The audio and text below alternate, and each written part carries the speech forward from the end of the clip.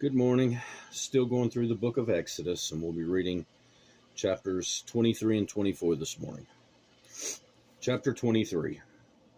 You shall not circulate a false report. Do not put your hand with the wicked to be an unrighteous witness. You shall not follow a crowd to do evil, nor shall you testify in a dispute so as to turn aside after many to pervert justice. You shall not show partiality to a poor man in his dispute. If you meet your enemy's ox or his donkey going astray, you shall surely bring it back to him again. If you see the donkey of the one who hates you lying under its burden, and you would refrain from helping it, you shall surely help him with it. You shall not pervert the judgment of your poor in this dispute. Keep yourself far from a false matter. Do not kill the innocent and righteous, for I will not justify the wicked, and you shall take no bribe, for a bribe blinds the discerning and perverts the words of the righteous. Also, you shall not oppress a stranger, for you know the heart of a stranger, because you were strangers in the land of Egypt. 6 years ye shall sow your land and gather in its produce, but the 7th year ye shall let it rest and lie fallow, that the poor of your people may eat, and what they leave, the beasts of the field may eat it. In like manner you shall do with your vineyard and your olive grove. 6 days you shall do your work, and on the 7th day you shall rest, that your ox and your donkey may rest, and the son of your female servant and stranger may be refreshed. And in that all that I have said to you, be circumspect and make no mention of the name of other gods, nor let it be heard from your mouth. 3 times you shall keep a feast to me in the year. You shall keep the feast of unleavened bread. You shall eat unleavened bread 7 days, as I commanded you at the time appointed in the month of Abib. For in it you came out of Egypt. None shall appear before me empty.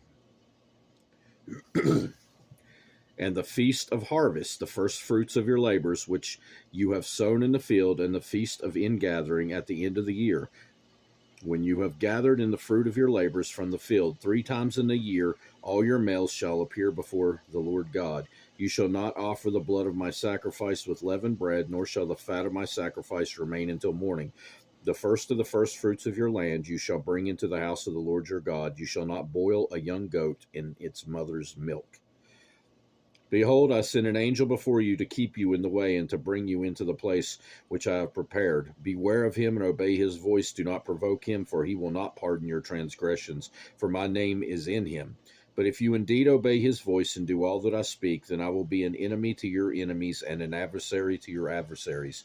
For my angel will go before you and bring you into the Amorites and the Hittites and the Perizzites and the Canaanites and the Hivites and the Jebusites, and I will cut them off. You shall not bow down to their gods, nor serve them, nor do according to their works, but you shall utterly overthrow them and completely break down their sacred pillars. You shall serve the Lord your God, and he will bless your bread and your water, and I will take sickness away from the midst of you. No one shall suffer miscarriage or be barren in your land. I will fulfill the number of your days. I will send my fear before you. I will cause confusion among all people to whom you come, and will make all your enemies turn their backs to you. And I will send hornets before you, which shall drive out the Hivite, the Canaanite, and the Hittite from before you. I will not drive them out from before you in 1 year, lest the land become desolate and the beasts of the field become too numerous for you.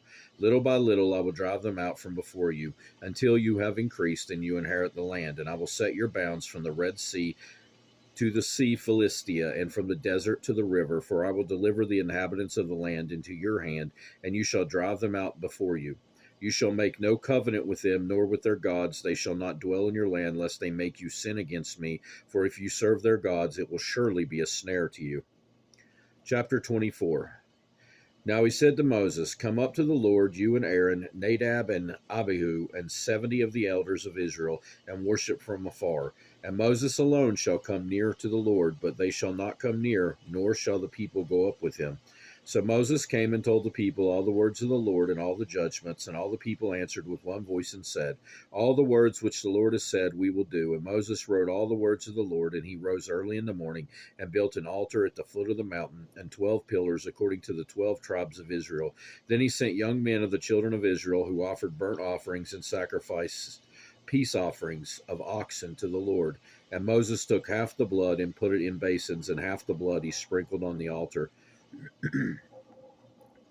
Then he took the book of the covenant read in the hearing of the people, and they said, "All that the Lord has said we will do, and be obedient." And Moses took the blood, sprinkled it on the people, and said, "This is the blood of the covenant which the Lord has made with you according to all these words." Then Moses went up, also Aaron, Nadab, and Abihu, and 70 of the elders of Israel.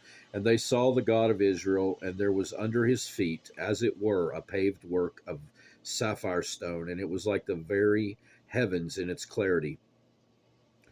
But on the nobles of the children of Israel he did not lay his hand, so they saw God, and they ate and drank. Then the Lord said to Moses, "Come up to me on the mountain, and be there, and I will give you tablets of stone, and the law and commandments which I have written, that you may teach them." So Moses arose with his assistant Joshua, and Moses went up to the mountain of God, and he said to the elders, "Wait here for us until we come back to you. Indeed, Aaron and Hur are with you. If any man has a difficulty, let him go to them." Then Moses went up into the mountain, and a cloud covered the mountain. Now the glory of the Lord rested on Mount Sinai, and the cloud covered it 6 days. And on the seventh day he called to Moses out of the midst of the cloud. The sight of the glory of the Lord was like a consuming fire on the top of the mountain in the eyes of the children of Israel. So Moses went into the midst of the cloud and went up into the mountain, and Moses was on the mountain 40 days and 40 nights. Again, that'll do it for this time.